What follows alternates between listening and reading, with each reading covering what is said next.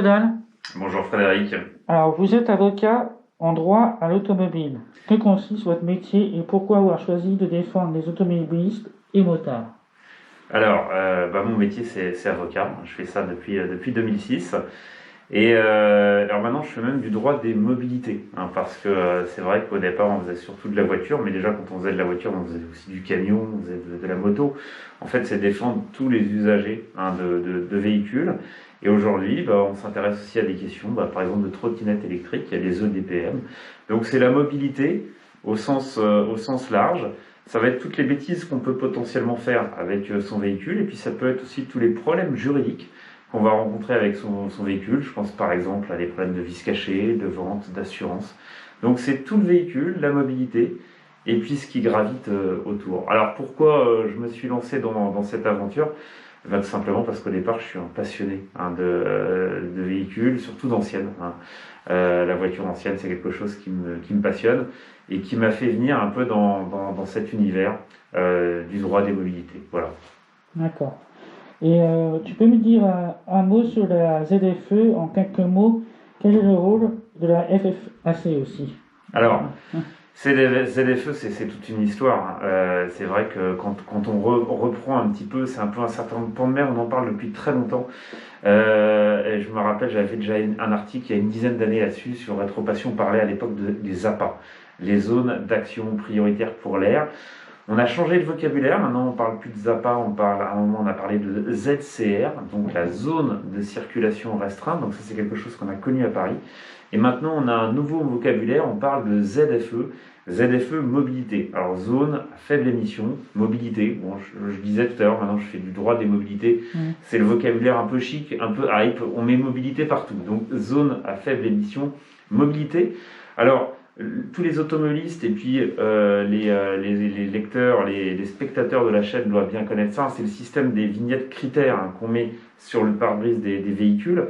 Et en fait, selon la norme euro, selon l'âge du véhicule, on va avoir une pastille critère 1, 2, 3, 4, 5, voire pas de pastille du tout quand on est sur un véhicule antérieur à 97. Et en fait, selon la vignette critère, selon le certificat critère, selon la ZFE, on va avoir le droit de circuler ou pas dans telle ou telle zone à faible émission. Alors aujourd'hui, à Paris, on est assez en pointe, hein, là-dessus. On a des restrictions à la circulation qu'on connaît déjà depuis quelques années, hein. Donc les véhicules qui sont considérés les plus polluants ne peuvent plus circuler en semaine. Ils peuvent circuler le samedi, le dimanche. Ils peuvent circuler aussi de nuit. Bon, alors, maintenant on circule plus parce qu'il y a le confinement, mais sinon hors confinement, hors couvre-feu, on pouvait. Et donc ça, on a cette possibilité. Alors, des zones faible émission, on en a un petit peu. Là, on en a à Paris, on la connaît bien. Demain, on va avoir la métropole du Grand Paris. Donc là, ça va concerner beaucoup de choses. Alors c'est vrai que sur ces zones à faible émission, souvent on s'est dit au départ, c'est une histoire de Parisiens. Et puis déjà on s'aperçoit que c'est pas vraiment une histoire de Parisiens, parce que des zones à faible émission, on commence à en avoir ailleurs. La métropole du Grand Paris, c'est quand même un sacré périmètre, hein. Donc même si on n'est pas parisien, même si on ne vit pas en Île-de-France, suffit qu'on transite par la 86 et on y est, hein. Donc c'est quand même un gros bout. On a des futures zones de faible émission. Et puis surtout là, on discute des restrictions. En ce moment, on est vraiment d'actualité, hein, sur ces questions. On a deux textes qui se discutent là, maintenant, tout de suite. On en a un dont on va sans doute reparler, qui, je pense que tous les spectateurs de la chaîne YouTube ont presque vu ça, on a entendu parler. Et c'est peut-être d'ailleurs l'arbre qui cache la forêt, c'est la dérogation qu'on pourrait peut-être avoir pour les véhicules immatriculés en carte grise collection. Donc il y a ça va se débattre jeudi, là, demain, le 11 mars. Et par contre, on a un autre texte dont on parle peut-être un petit peu moins, mais là qui va concerner vraiment tous les automobilistes. C'est un texte sur l'écologie, et en fait, on va venir booster, doper le système des ZFE qu'on connaît. Ça veut dire que d'ici demain, c'est le 31 décembre 2024, donc ça arrive très vite. Ça va aller vite, hein. Ah oui, très vite en fait. Ouais. Et on va rendre obligatoire l'instauration d'une ZFE dès lors qu'on est dans une agglomération de plus de 150 000 habitants. Ça veut dire qu'aujourd'hui, des zones à faible émission, on en a 4. On a 7 agglomérations qui vont en mettre une, enfin qui travaillent vraiment dessus. Et on va arriver avec les villes, les agglomérations de plus de 150 000 habitants. Je crois que c'est 33 agglomérations en plus. Donc ça veut dire que d'ici fin 2024, on va vraiment basculer dans un territoire national où on aura de plus en plus de ZFE. On aura entre 45 et 50 ZFE. Avec sur ces ZFE aussi quelque chose qui va changer. Hein, c'est-à-dire que pour l'instant, et ce qui faisait aussi peut-être la difficulté de lisibilité un petit peu de la chose, c'est que ces restrictions à la circulation, ça se décidait au niveau local.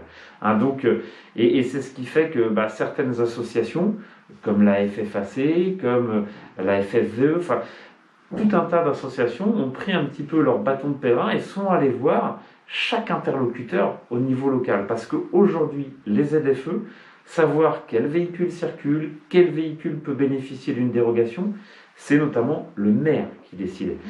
Avec le système qu'on va peut-être avoir si ce texte passe sur l'écologie, c'est plus les maires, hein, c'est vraiment les pouvoirs publics qui vont gérer ces dérogations. Donc on aura quelque chose vraiment d'uniforme au niveau national. Donc tous les gens qui se disent ah oui mais moi dans mon coin on se laissera pas faire parce que ceci cela, ce texte passe et il se discute maintenant, et ben ça sera plus au niveau local que ça sera géré, donc ça sera au niveau national et avec déjà des objectifs de dire bon voilà tel véhicule critère on roulera pas. Alors clairement aujourd'hui sur ce texte on est moins avancé que par exemple en termes d'exigences à Paris. C'est-à-dire que Paris, on a déjà beaucoup d'exigences sur quel véhicule peut rouler ou pas. Sur ce texte en mode ZFE du futur, on a des exigences qui sont moins strictes que ce qu'on a à Paris aujourd'hui. Mais clairement, ça veut dire que dans pas longtemps, et qu'est-ce qu'on va faire de toutes ces voitures? Parce qu'à la limite, aujourd'hui, on peut se dire, tiens, les Parisiens qui ne peuvent plus utiliser leur voiture, ils vont les revendre aux provinciaux, mais dans pas longtemps... C'est pareil. Voilà, ça va du coup, toutes les voitures qu'on voit encore en ce moment en critères 3, 4, 5 qui roulent tous les jours, ça va être dur pour... Déjà, on va avoir un changement dans pas longtemps, c'est celui de la verbalisation. Parce que aujourd'hui, c'est vrai qu'à Paris, on a déjà cette exigence, mais en vrai... il y a beaucoup de spectateurs de la chaîne qui doivent le savoir. Ils viennent à Paris, ils ont un véhicule qui est critère 5. Le risque d'être verbalisé, aujourd'hui, il est très très faible. Demain, quand on va faire de la vidéo-verbalisation, où on va pruner par le biais de systèmes automatisés, là, ça va être vraiment autre chose, parce que ça veut dire qu'à chaque fois qu'on va passer devant un radar, c'est 68 € en moins. C'est aussi le risque de se faire immobiliser le véhicule. Donc ça aussi, ça va changer vraiment dans pas longtemps, quand on va passer à la verbalisation pour ces ZFE. Et pour la critère 1, est-ce que les critères 1 ne sont pas concernés du coup? Alors les critères 1, ça, on est très tranquille, on est sur des véhicules très récents. Parce que moi, la mienne, par exemple, elle a 13 ans, mais comme je suis au GPL, critère 1. Ça, c'est vraiment le bon plan, le GPL. Ça permet, quand on a une installation qui est aux normes au niveau GPL, on va faire changer le certificat d'immatriculation et on passe en critère 1. C'est ça. Et ça, GPL, ça c'est le bon plan en ce moment. C'est une possibilité aussi de donner un petit peu une espérance de vie à tout un tas de véhicules.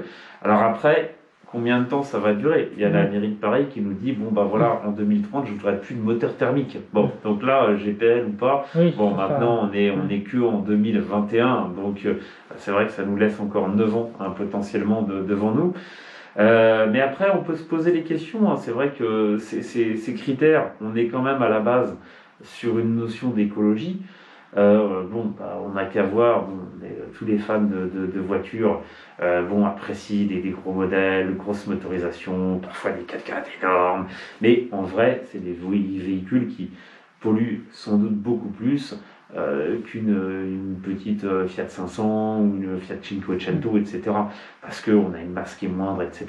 Donc on peut effectivement se poser des questions aussi sur la pertinence de ces critères. Et puis il y a des bons plans. Le GPL c'en est un. C'est pas forcément le reste pour tout ce qui est changement de carburant. Il n'y a que le GPL qui a bénéficié de ce changement en critères. Et puis bien sûr, il y a peut-être aussi quelque chose qu'on aura dans quelques années, c'est le rétrofit. Oui, ça je connais. C'est passer les voitures anciennes en électrique. Voilà. Alors on a eu un texte, l'année dernière, ça a été un petit peu la surprise, parce qu'on est quand même en France dans le pays de l'administration, de l'homologation, on est quand même très très rigide là-dessus. Et on a ce texte qui est arrivé au mois de mars 2020 et qui nous dit c'est bon, on peut rétrofiter. Et c'est quand même énorme le rétrofit, parce que ça veut dire on prend un bloc thermique, on l'enlève, on met un bloc électrique. Et donc là, effectivement, on touche vraiment au cœur même du véhicule. Alors à l'époque, ça avait fait bondir un petit peu toutes les associations, tout le monde un petit peu de l'automobile ancienne. Et c'est vrai que on perd du côté originel d'un véhicule. On prend, je sais pas, une Jaguar avec un double six, le V12, et on lui met une motorisation électrique. Oui, c'est sûr que c'est pas le même charme. C'est plus la même chose. C'est plus la même chose. Maintenant, pour être très transparent là-dessus, moi je pense que sur des véhicules qui, en termes de motorisation, sont sur un truc qui est pas très très noble.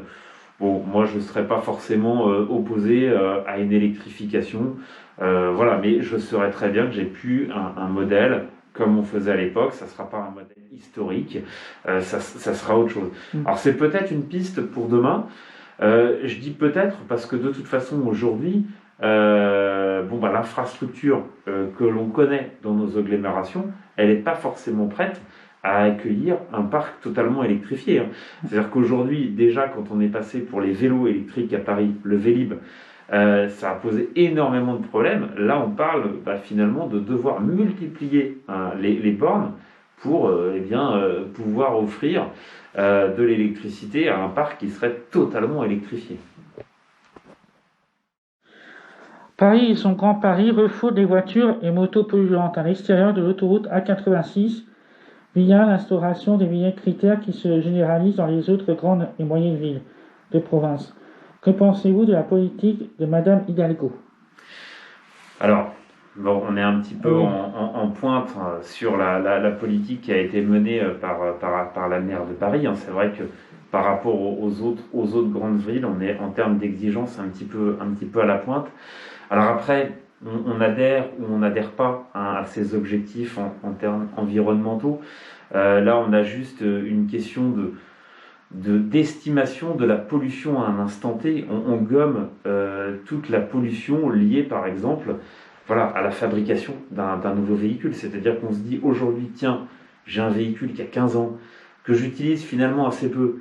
Si demain, je dois le remplacer par un véhicule électrique tout neuf, ça veut dire que soit je veux mettre à la destruction un véhicule, ça va polluer, voire je le revends, mais il va continuer à polluer. Et puis, je vais générer de la pollution en achetant un véhicule neuf. Donc, on peut vraiment s'interroger sur la pertinence, un petit peu sur le bilan écologique.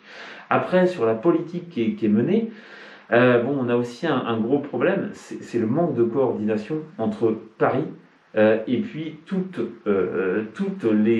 les banlieues qui sont autour, toutes les zones qui sont autour de Paris. Parce que aujourd'hui, Paris, il y a des gens qui y vivent, il y a des gens qui travaillent à Paris, il y a des gens qui passent par Paris. Donc la question de se dire, tiens, je raisonne en termes de mobilité, mais je raisonne que dans Paris, on ne peut pas dresser des frontières tout autour de Paris. Donc, décider unilatéralement, c'est quand même un petit peu compliqué parce que ça bouleverse le quotidien de tout un tas de gens. Et puis, il y a les banlieusards qui sont obligés d'aller travailler à Paris ou traverser Paris pour aller bosser en voiture. Et ça devient... Et en plus, on a des changements aujourd'hui. Alors, ce qui est quand même assez terrible, c'est qu'aujourd'hui, on est quand même avec le contexte sanitaire qu'on connaît de confinement, de couvre-feu. Quand on se déplace à Paris, on arrive quand même à voir des bouchons. Alors qu'on a massivement des gens qui sont en télétravail, avec tout un discours du gouvernement qui nous dit ne circulez plus. Donc même comme ça, on arrive à avoir des bouchons. Et puis en termes de gestion, on a l'impression que tous les jours ça change. C'est-à-dire que aussi sur le choix en termes finalement de cohabitation des différents modes de mobilité. Bon, alors on a ces fameuses coronapistes qu'on a vu fleurir au moment du premier confinement et qu'on les voit encore qui se créent On les voit, aujourd'hui. oui.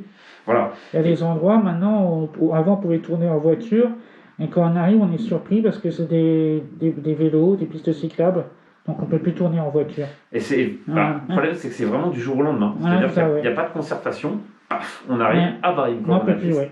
Je ne le savais pas. Donc on a quand même un trafic qui est fortement désorganisé.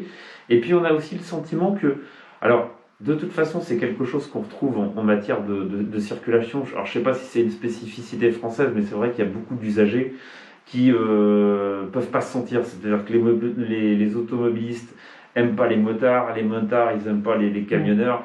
Alors les cyclistes ils détestent tout le monde, mais voilà, les usagers entre eux ont du mal à cohabiter. C'est vrai. Et je pense qu'aujourd'hui la politique qui est menée à Paris, bien on a l'impression qu'en fait on se sert un petit peu, j'allais dire, des cyclistes pour aller embêter les autres. Voilà, c'est un petit peu le sentiment qu'on a, alors qu'on a des aménagements même en termes vélo, en termes cyclistes, quand on les voit on se dit mais c'est réellement un aménagement un peu dangereux. Et on peut se poser la question, même si c'est vrai que je pense qu'on est tous d'accord pour dire que la mobilité de demain, c'est pas uniquement l'automobile. Ça peut être aussi tout un tas d'autres moyens de se déplacer. Ça peut être du vélo, ça peut être du vélo à assistance électrique, ça peut être des EDPM, des trottinettes, ça peut être plein de choses. Mais c'est vrai qu'on a besoin quand même de pouvoir faire cohabiter ça, tous ces modes de transport, avec un minimum d'harmonie. Et je pense qu'aujourd'hui, la politique qu'on a au niveau de la mairie de Paris, n'offre pas un petit peu cette harmonie dans la cohabitation des usagers. Que pensez-vous de ces initiatives prises par David Béliard, son adjoint ? Alors, on a aujourd'hui beaucoup d'ambition en termes de politique urbaine au sein de la mairie de Paris. Et je pense que y a quelque chose qui est indéniable. Bon, on a un objectif affiché de diviser le nombre de places de stationnement en matière automobile par deux. Même les motos. Oui. Les motos, les voitures. C'est vraiment là-dessus un objectif affiché. Et je pense qu'on peut leur faire confiance pour la mise en œuvre de cet objectif. On a déjà un parc qui a baissé significativement. Il suffit de se promener dans la rue de Paris pour constater que, souvent avant on avait des stationnements des deux côtés, maintenant on n'a plus qu'un stationnement.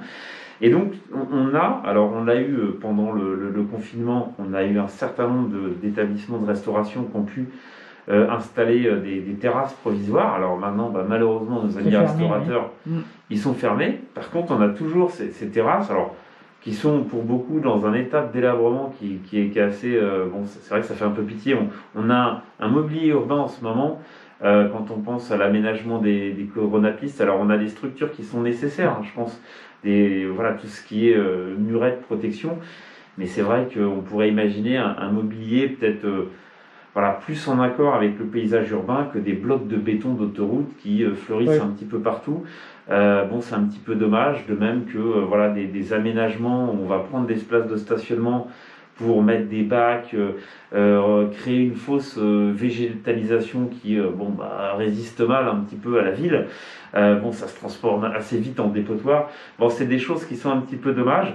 Et c'est vrai que sur ce bilan en termes de places de stationnement, demain, c'est la vraie question, c'est comment est-ce qu'on va se déplacer dans Paris. Alors, ça avait été un petit peu au moment des élections, alors qu'on soit d'accord ou pas avec la politique affichée par la maire de Paris, de toute façon, déjà, elle a été élue, alors pas forcément par beaucoup de votants, mais elle a été élue, et puis surtout, elle est là pour quelques années.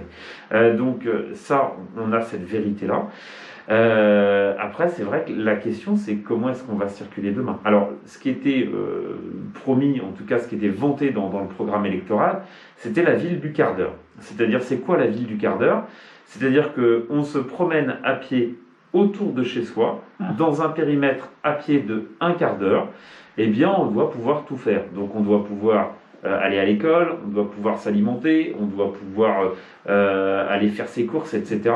Donc on doit avoir tout à disposition. Alors, moi en tant que Parisien, bon, j'ai l'impression que je me fais un petit peu voler Paris, parce que moi, le Paris que j'ai connu quand j'étais étudiant, bah, oui, moi je suis un fan de voiture, je prenais ma voiture, et puis j'allais sillonner Paris. Donc en pas longtemps, bah, finalement, j'allais sur les Champs, j'allais à la Tour Eiffel, je repartais, j'allais à la fac, je revenais. Partout, quoi. J'allais partout, donc Ah, oui. pour moi, Paris, c'est aller se faire un tour au 13e arrondissement. Enfin voilà, Maintenant, c'est impossible. compliqué. C'est partir en Ouais. expédition, on Ah prend oui. la journée pour y aller. Même moi, quand je viens des banlieusards, déjà, il faut que je parte plus tôt pour éviter les bouchons, de trouver une place. Maintenant, les parcs-mètres, ils sont de plus en plus rares. On m'a dit que bientôt, ils vont être tous supprimés, qu'il faudra payer par son smartphone via une application, mais tout le monde n'a pas forcément une application où peuvent payer avec Internet. Donc c'est vrai, ça devient de plus en plus compliqué de venir à Paris. Le mieux, c'est de venir le dimanche. Là, il n'y a personne. Voilà, c'est le dimanche, ou Ouais. alors c'est rester chez soi. Ouais, c'est un petit peu dommage parce que, alors rester chez soi ou près de chez soi, bon, voilà, moi j'ai la chance d'habiter dans un coin que j'aime bien, mais c'est vrai que clairement il y a des quartiers de Paris où les habitants ne vivent pas forcément dans le quartier le plus sympa et souhaiteraient légitimement pouvoir aller ailleurs, parce que c'est ça Paris, c'est pouvoir profiter de tout Paris.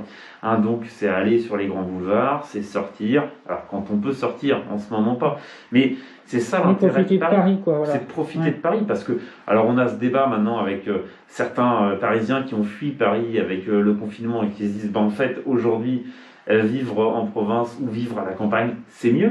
C'est vrai que Paris, si on ne peut pas profiter des salles de spectacle, des théâtres, des musées, des restaurants, si on peut pas profiter de la ville, quel est l'intérêt de vivre à Paris avec un prix de l'immobilier qui est quand même un petit peu délirant. Donc on peut se poser un petit peu ces questions, et c'est vrai que tous ces projets pour Paris, après on n'y adhère pas forcément totalement. Que pensez-vous par rapport aux motos et aux motards, par rapport au stationnement payant pour les motos, et puis aussi pour l'interfile, qui veulent interdire l'interfile, tout ce qu'on parle en ce moment au milieu de la moto? Alors les motards, alors c'est une communauté quand même qui se mobilise. C'est vrai beaucoup, que oui. et ça, souvent on se dit, tiens, mais pourquoi est-ce qu'on tape toujours sur les automobilistes? Parce que les automobilistes se laissent faire. Et quand il y a, on le voit, quand il y a des grands mouvements un petit peu de contestation qui mêlent automobilistes et motards, les autos, c'est 2% des manifestants. Donc les motards se mobilisent beaucoup. Et je pense qu'ils vont avoir à se mobiliser dans pas longtemps. Alors là, ils l'ont fait, les jours précédents, pour la circulation interfile. Donc on avait sur cette circulation interfile une phase d'expérimentation qui était en cours depuis 2015. Alors c'était pas n'importe où, déjà c'était 11 départements, c'était pas n'importe quelle voie. Mais bon, du coup on avait ce cadre légal et puis peut-être une certaine tolérance des forces de l'ordre. Alors on était sur une phase d'expérimentation, qui dit expérience dit aussi bilan. Alors le bilan qui a été dressé de cette expérimentation, il n'est pas super en termes de communication. Le bilan qu'on a donné, c'est de dire, voilà, en termes d'accidentologie, cette pratique de circulation interfile, elle est dangereuse. Alors on a ça, on a eu un gros mouvement de mobilisation des motards, et je pense que ça a un petit peu incité. Alors déjà la sécurité routière l'avait indiqué qu'il y aurait sans doute une nouvelle phase d'expérimentation, et là on y arrive. Alors on va voir ce que ça va donner, cette nouvelle phase d'expérimentation. Je pense que déjà en termes de pratique, on va avoir peut-être moins de souplesse qu'aujourd'hui, parce qu'on a déjà une expérimentation où on nous dit que le bilan en termes d'accidentologie, il est pas bon. Donc ça veut dire qu'on va sans doute revoir un petit peu les conditions dans lesquelles on peut pratiquer cette circulation interfile. Alors en pratique, c'est quoi ? C'est par exemple sur quel axe on peut le faire. Est-ce que je peux le faire que par exemple sur autoroute, que sur un périphérique, ou est-ce que je peux le faire sur un réseau départemental, voilà, déjà on va voir la nature, sur quel type de voie je peux le faire. On va voir aussi par exemple les différences de vitesse. Est-ce que je peux circuler beaucoup plus vite que les véhicules entre lesquels je m'insère? Donc on va voir un petit peu quelles seront les nouvelles conditions sur cette expérimentation. Par contre, ce qu'on pourrait peut-être avoir, c'est quelque chose de plus large.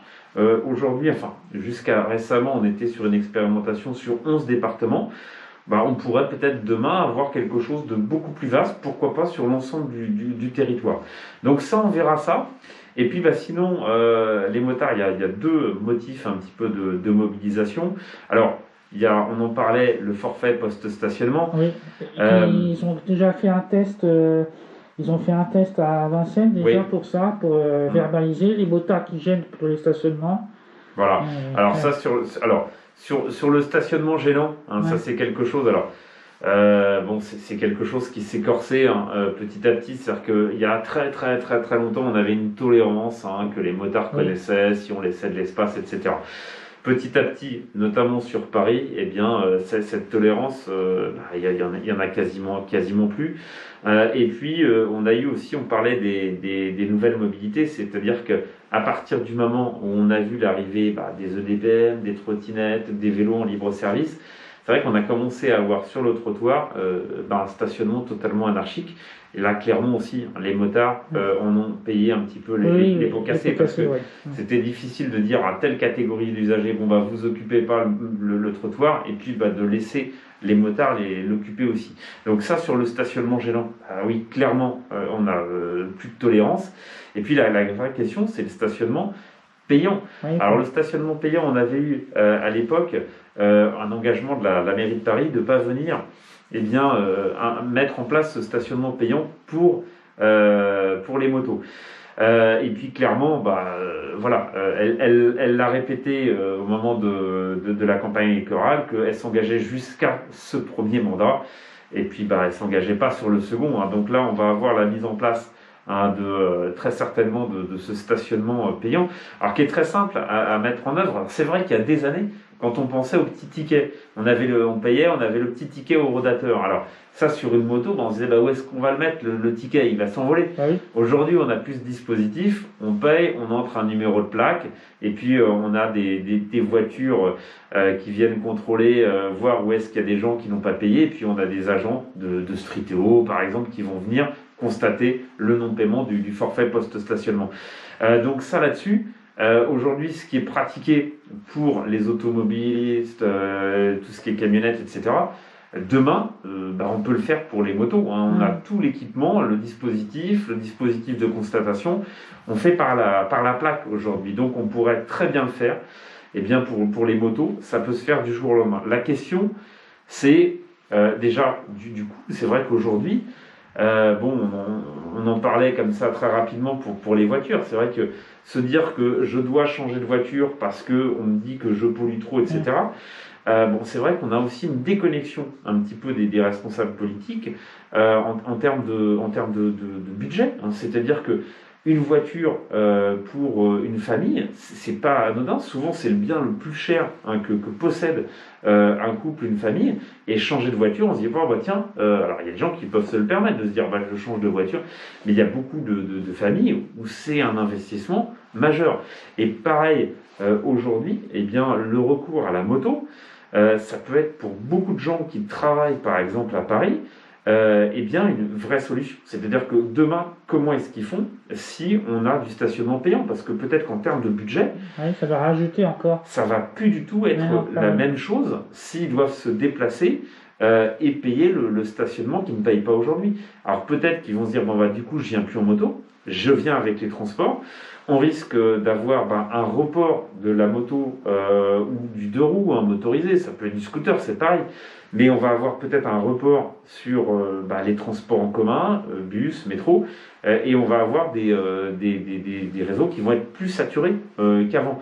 Donc c'est pas forcément peut-être très pertinent en termes déjà de fluidification, en termes d'écologie aussi, parce que après il faudrait voir un petit peu quel va être le coût de ce stationnement, mais on pourrait imaginer quelqu'un qui se dise aujourd'hui je venais en moto parce que je payais pas le stationnement. Maintenant je vais venir en voiture parce que c'est vrai qu'après tout l'hiver il fait froid, il pleut, il neige, je suis mieux dans ma voiture qu'à moto. Avant j'avais peut-être cette incitation de me dire je pouvais trouver une place gratuite, si je l'ai plus, tant qu'à faire j'ai en voiture. Donc on a cette vraie question. Clairement après on a quand même de toute façon perpétuellement en France besoin de trouver de l'argent. Donc la mairie de Paris elle a besoin de trouver de l'argent. Je pense qu'on a beaucoup de journalistes économiques qui pointent régulièrement le fait qu'on a un problème en termes de gestion financière. Là, c'est une source de financement, donc on va y aller. Et puis, donc ça, il y a ce problème du stationnement qui va sans doute mobiliser les motards. On a aussi autre chose, c'est le contrôle Oui, technique c'est ce que j'avais moto. demandé, voilà. Voilà, On ça, a ça aussi. alors ça, on a ça. Hein. Normalement, on va avoir la réponse, mais jusqu'ici, les motards français étaient passés à travers les gouttes. Ouais. Et on peut le dire, les motards français, hein, parce qu'on est le dernier pays dans l'Union européenne à pas avoir imposé le contrôle technique pour les motos. Donc ça, c'est quand même, on parlait de mobilisation des motards tout à l'heure. Ça, c'est une vraie performance. Ce qui va changer, c'est peut-être au niveau de l'Union européenne. Là, on a un projet de résolution qui va être normalement voté dans pas longtemps. Si ça passe, voilà, on va imposer aux États membres la mise en place de ce contrôle technique moto, là, dans vraiment pas longtemps. Alors, faut pas oublier que 2022, il y a beaucoup de choses qui vont peut-être se passer en 2022. On a aussi une élection présidentielle, donc je parlais de gens qui savaient se mobiliser. Peut-être que voilà, c'est une fenêtre de tir en termes de mobilisation pour peut-être essayer de faire avancer ou au contraire peut-être de bloquer certaines réformes. Mais en tout cas, voilà, ça va être un sujet de débat pour les motards, ce contrôle technique. Alors, il y a beaucoup de motards qui sont contre. Alors déjà, c'est un petit budget quand même, le contrôle technique. Ça revient tous les 2 ans, donc on a cette récurrence aussi. Et puis surtout, il y a beaucoup de motards qui expliquent qu'ils n'en ont pas besoin parce que on est sur un véhicule qui est moins caréné qu'une voiture, et donc il y a beaucoup de choses qu'on voit de façon très immédiate, et donc en termes de sécurité routière, ça serait moins impératif le contrôle technique moto que pour les autos. Après, il y a aussi le débat de la sécurisation de la vente, c'est-à-dire qu'un contrôle technique quand on vend un véhicule, ça permet quand même à l'acheteur de savoir ce qu'il achète. Donc là aussi, alors peut-être qu'on pourrait trouver, si l'Union européenne ne nous impose pas tout, peut-être qu'on pourrait trouver une solution aussi avec peut-être un contrôle technique obligatoire pour la cession et puis par contre pas de contrôle périodique. Bon après de toute façon c'est des choses qui, je pense malheureusement nous échappent un petit peu parce que ça se joue à l'échelon européen. Mais en tout cas ça va faire parler les motards. Ouais, mais en général les motards ils entretiennent leur moto déjà, donc peut-être plus que les automobilistes parce que faut que ça soit sécuritaire la moto, donc en général c'est vrai qu'ils entretiennent mieux. Voilà, c'est ce qu'ils disent aussi parce que si la moto n'est pas entretenue, la sanction elle est plus immédiate qu'en voiture, où on risque pas de chuter, on est plus protégé. Que pensez-vous de la voiture électrique et de la moto électrique et des infrastructures? J'en pense que c'est de toute façon une motorisation qui a le vent en poupe, qu'on soit pour ou qu'on soit contre, de toute façon. Les pouvoirs publics font en sorte qu'on se dirige vers le véhicule électrique.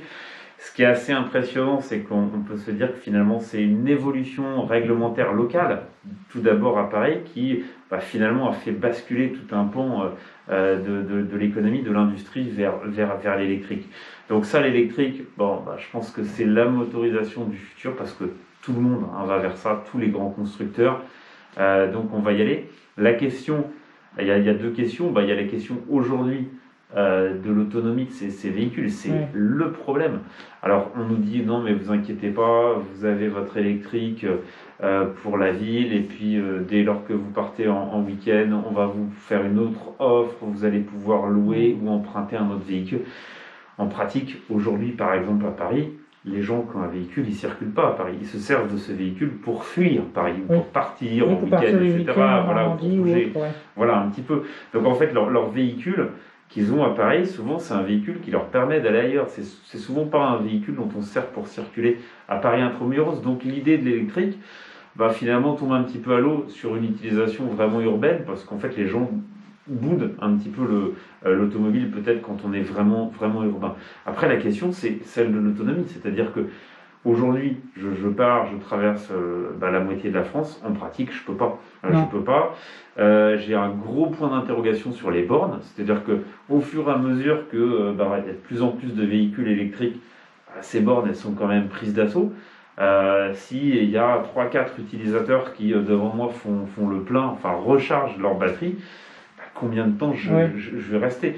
Donc quand je pars en vacances, quand je me déplace, je fais un trajet par exemple à titre professionnel, je peux pas me dire tiens je vais me mettre un point d'interrogation, est-ce que je vais attendre une demi-heure, est-ce que je vais attendre 1 heure, est-ce que je vais attendre 1h30 pour pouvoir recharger mes batteries, alors que j'ai besoin d'être à tel endroit, telle ville, telle heure, parce qu'on a une expertise, une plaidoirie, etc. Donc ça, c'est un point d'interrogation. Puis pareil, un départ en vacances, je ne vais pas me dire, tiens, peut-être que je vais y aller en une journée ou en 2 jours. Donc aujourd'hui, alors, je pense que dans les années à venir, ce problème de batterie, Oui, les batteries seront résolues. voilà, ça va se résoudre. Ouais. C'est quand même un problème qui se pose aujourd'hui. Et puis l'autre problème qui se posera demain, c'est celui des infrastructures. C'est-à-dire qu'en termes de réseau électrique, comment est-ce qu'on va gérer tout un parc électrifié? Donc c'est le gros point d'interrogation. Ça, on a aujourd'hui, on n'a pas la réponse et on a l'impression que finalement les pouvoirs publics se posent pas trop la question, misent tout sur le produit en lui-même, le véhicule électrique, et puis on se dit ça suivra et on verra. On a la question aussi de l'équipement au sein des copropriétés, dans les villes. Est-ce qu'on va pouvoir, dans son parking, faire mettre une prise électrique? Est-ce que, alors ça peut se poser en agglomération, mais aussi dans des plus petits villages, dès lors qu'on a de l'habitat partagé, sachant que on va avoir certaines réticences aussi, tout ce qui est problème d'incendie pour des batteries. Il y a des gens qui vont dire, tiens, moi j'ai pas forcément envie d'avoir un véhicule dont je sais qu'on peut avoir un risque d'incendie, etc. On risque d'avoir des problèmes, et puis surtout le gros problème, c'est les infrastructures, et puis comment est-ce qu'on va gérer ça dans les années à venir. Après, le mieux, c'est vrai que c'est la Tesla, mais la Tesla, il faut avoir les moyens pour l'acheter, et avec une Tesla, on peut aller partout, mais c'est vrai que pour l'instant, c'est le moyen, le budget, quoi. Alors, les Tesla, effectivement, c'est quand même un budget qui est conséquent, c'est pas forcément pour même tout le s'ils monde. ont baissé un peu les premiers modèles, mais c'est quand même un budget. Ils ont des premiers modèles. Alors, il y a eu, on s'en rappelle, des usagers, des propriétaires qui n'étaient pas contents du tout parce que pour pouvoir être éligible au bonus, ils ont baissé très, très sensiblement le prix de leur modèle. Je crois que c'était quasiment 10 000 euros de moins. Ça. Et c'est vrai que tous les propriétaires de Tesla qui pensaient revendre leur véhicule peut-être 1 an ou 2 ans après, la valeur à la revente elle s'effondre de 10 000 euros du jour au lendemain. Donc c'est des gens qui ont perdu 10 000 euros comme ça sur une décision d'un constructeur. Alors après, c'est vrai que ça représente un certain coût, même aujourd'hui en matière d'autonomie. C'est une autonomie sans doute plus grande que d'autres modèles. C'est pas aujourd'hui non plus quelque chose à en faire. On va pouvoir faire clairement beaucoup de choses avec sa Tesla, mais par contre, il y a des destinations de vacances. On n'ira pas, et je le dis en toute connaissance de cause, pour avoir vraiment regardé la chose. Et voilà, c'est pas encore un territoire qui est accessible partout. D'accord. On nous force à prendre les transports, mais cela engendre des frais. Que pensez-vous de cela? Alors le coût du transport, c'est vrai que la problématique du coût, on la retrouve partout. On parlait de voitures électriques. On aura aussi le coût de la fiscalité sur l'électricité, parce qu'aujourd'hui, un véhicule thermique, c'est quand même une manne pour l'État. Demain, on aura besoin de financer des infrastructures, on a toujours besoin de toute façon d'argent. Comment est-ce qu'on va retrouver cette source de financement? Donc l'électricité, on peut se dire qu'elle va être taxée comme l'essence. Voilà. Alors après, cette question du coût, on la retrouve partout. On parlait de stationnement, on s'aperçoit... Alors pendant des années, on avait... Là-dessus, on n'osait pas le dire. On disait que oui, le stationnement payant, c'est pour améliorer la rotation du parc, c'est pour éviter les véhicules ventouses. Après, on a un petit peu tombé le masque. On a dit non, c'est une source de financement. Donc c'est clairement un moyen de gagner de l'argent, le stationnement payant, que ce soit pour des automobiles, pour des voitures. Et puis après, il y a aussi, c'est vrai, des considérations, parce qu'on va parler du coût du stationnement de parking. On parle du coût... Alors, là aussi, régulièrement, on parle des transports en commun. Est-ce que, alors on a des propositions de rendre gratuits les transports en commun. Alors, c'est vrai qu'électoralement, c'est très vendeur de dire, tiens, demain, votre passe Navigo ou l'équivalent ailleurs, c'est gratuit, on vous l'offre. Oui, ça serait bien. Ça serait bien, oui et non. C'est-à-dire que pour nous, à très court terme, sans doute. Par contre, ce qui va se passer, si demain on dit, c'est gratuit, clairement, on va avoir aujourd'hui déjà des réseaux des trains qui demandent un entretien. On sait très bien que il faudrait investir dans les rames, il faudrait investir dans tout un tas de choses. On va avoir demain, si on rend ça gratuit, des moyens de transport qui vont être pris d'assaut. Il y a beaucoup de gens qui vont se dire, tiens, je m'embêtais à aller en vélo parce que je m'étais dit que finalement ça me faisait une petite économie, le vélo, ça me faisait faire du sport, etc. Mais finalement, tiens, je vois que le truc il est gratuit, j'y vais. On risque finalement de saturer ces moyens de transport et de plus avoir de moyens pour les entretenir, alors que la surutilisation de ces moyens de transport devra au contraire amener plus de moyens pour les entretenir. Donc on voit que effectivement, électoralement, c'est très vendeur de dire à tout le monde demain, vous ne paierez plus les transports en commun. Mais à un moment, il y a quand même quelqu'un qui va payer au final parce qu'on aura besoin d'entretenir ça et on va peut-être contribuer à la saturation des transports en commun.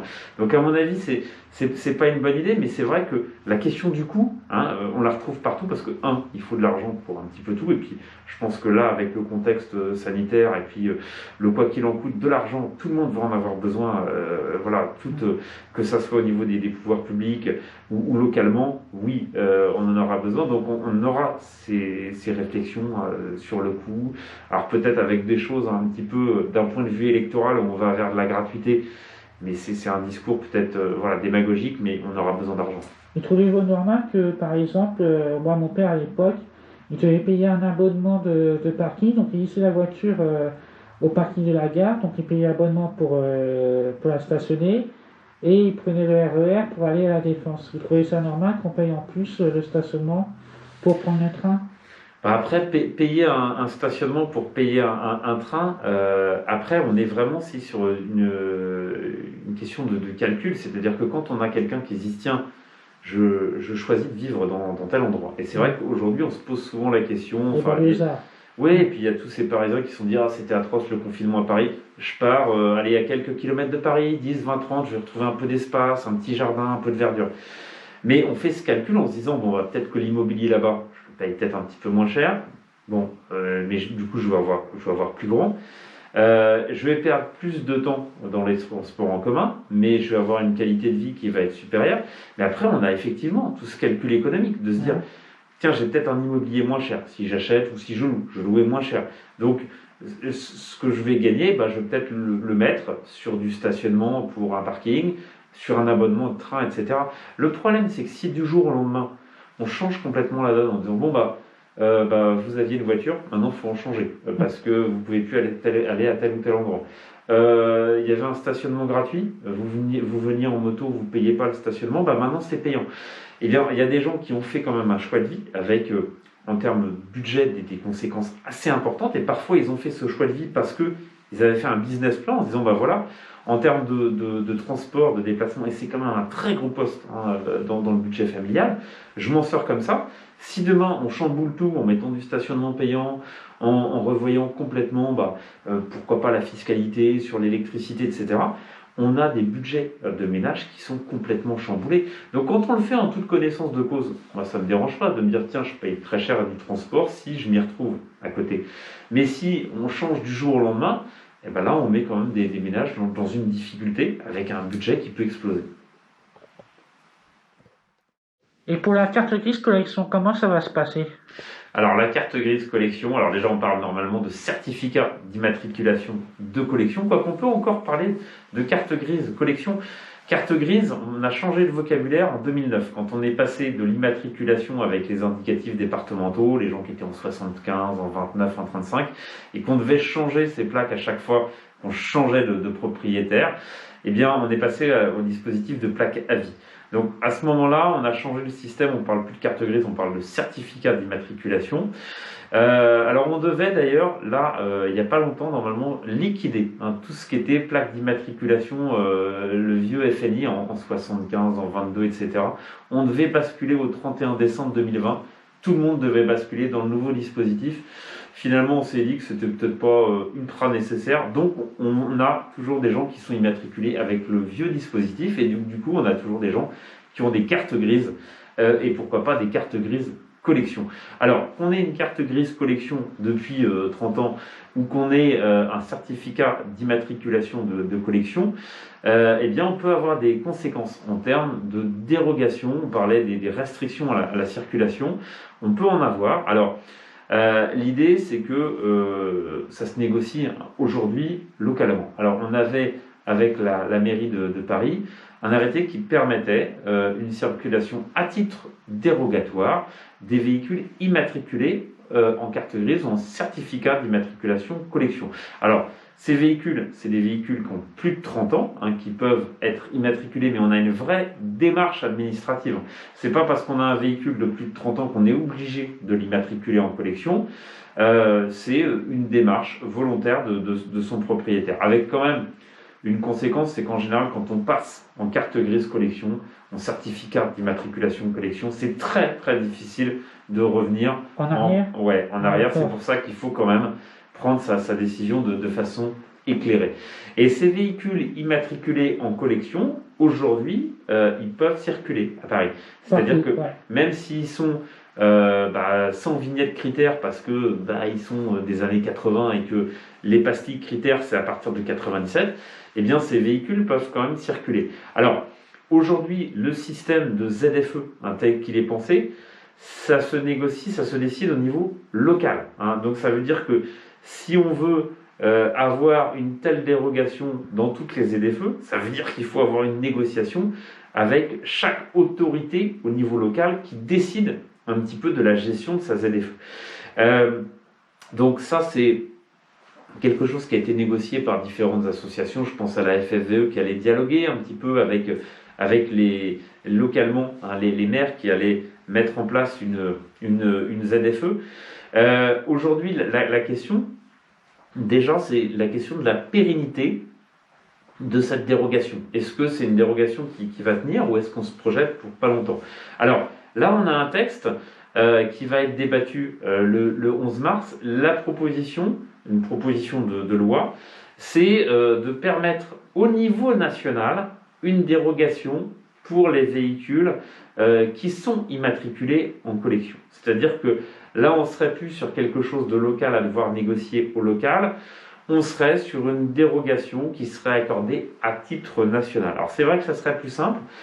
Maintenant, ça ne résout pas tout. Alors la grande question qui se pose, c'est aussi la question de l'effet d'aubaine. C'est-à-dire que des gens qui se diraient, tiens, je vais aller m'acheter une voiture, je veux l'immatriculer en collection, comme ça, je suis tranquille et je m'en fiche des autres. Alors, ça c'est un petit peu la crainte des autorités si elles disent oui à ça.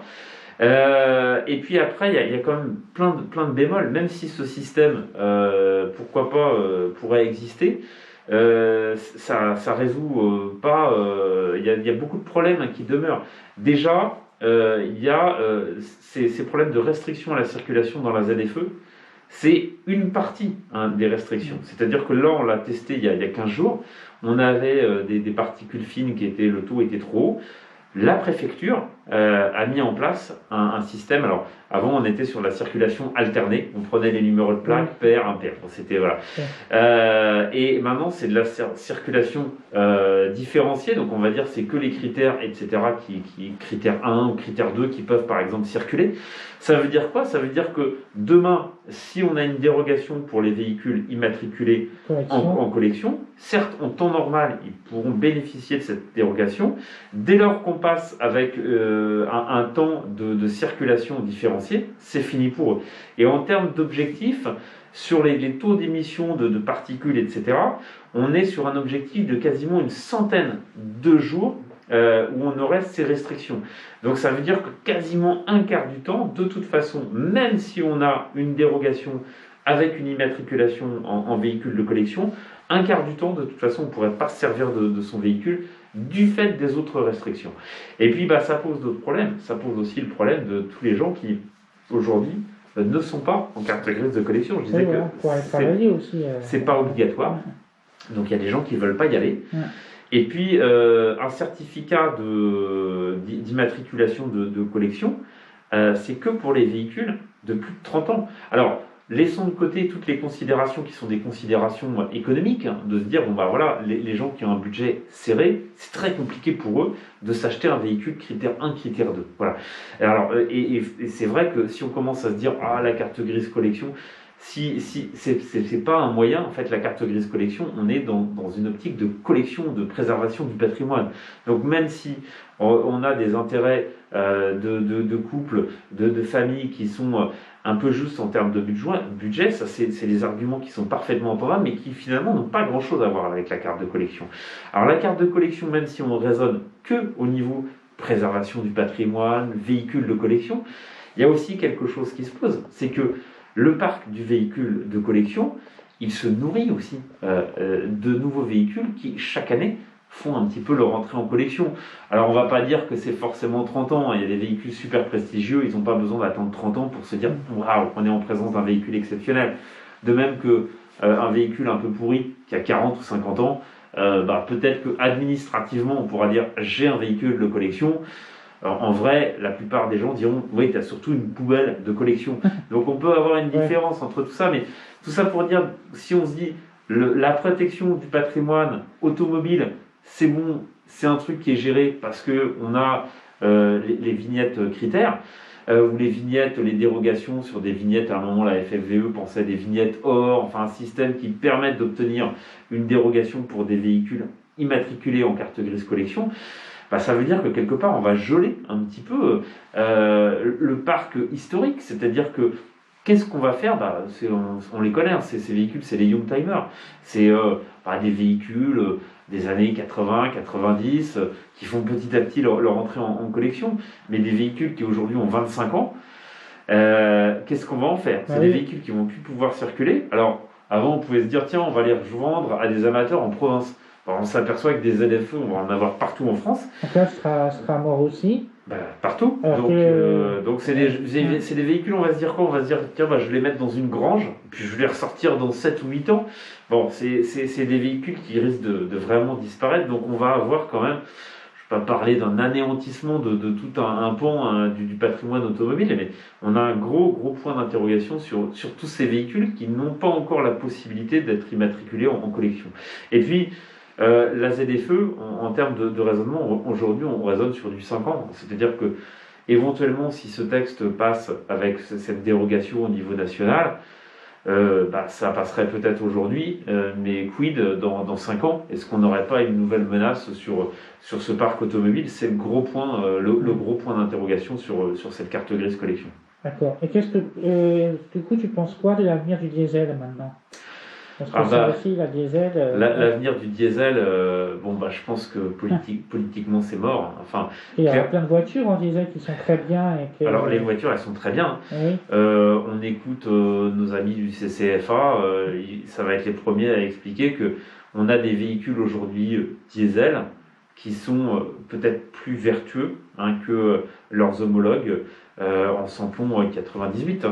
Maintenant, clairement, politiquement, c'est mort. C'est-à-dire qu'au niveau local, on a des gens qui disent plus de diesel. Donc, si on a ce discours-là, moi, en tant qu'acheteur lambda, je vais me dire, est-ce que je vais aller acheter un véhicule que je ne vais pas pouvoir revendre parce que dans 2 ans, on va nous dire c'est bon, le diesel, c'est complètement mort.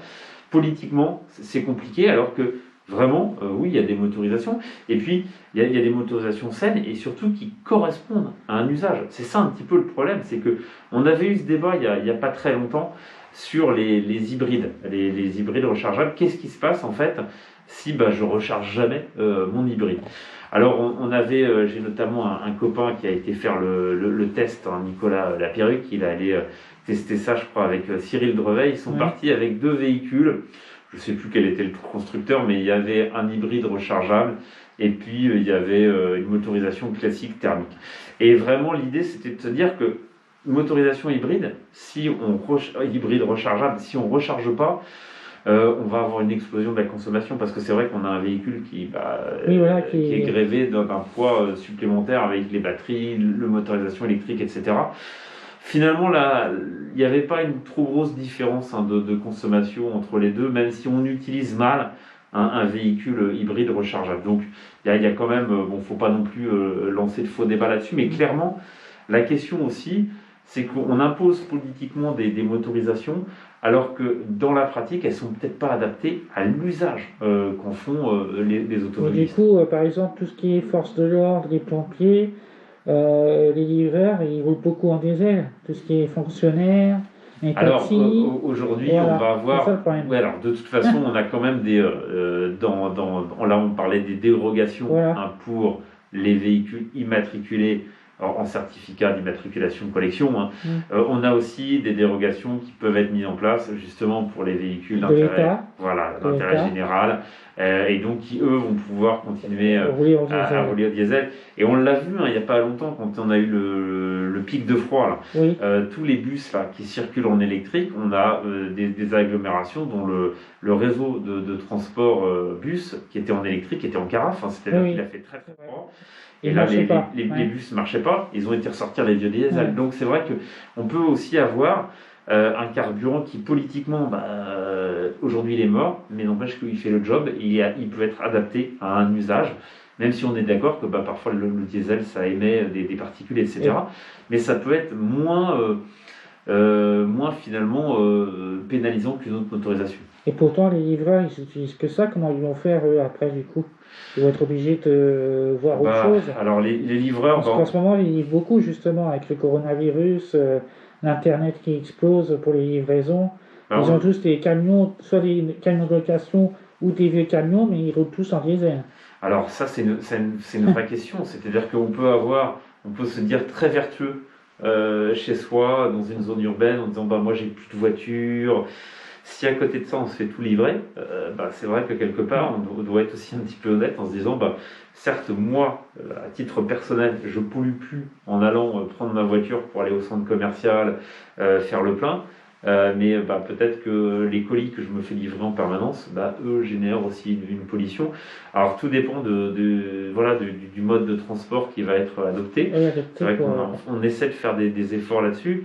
Mais bon, on l'a vu par exemple il y a quelques mois avant que les trottinettes électriques, tout ça il y a eu du ménage hein, réglementairement de fait, mais c'est vrai qu'on a pu constater des dérives il y a encore 2 ans. On voyait par exemple des camionnettes hors d'âge venir récupérer des trottinettes électriques pour aller les recharger. On a vu des horreurs avec des motorisations thermiques, des petits blocs moteurs pour recharger ces trottinettes électriques. Bon, c'est absolument atroce. Alors là, maintenant, la mode, c'est les vélos à assistance électrique et puis les remorques avec une assistance électrique.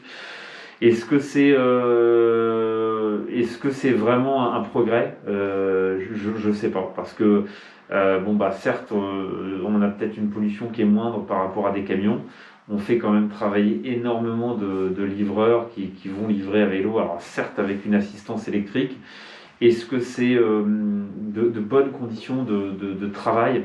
On peut vraiment se poser la question sur les conditions de travail de ces livreurs.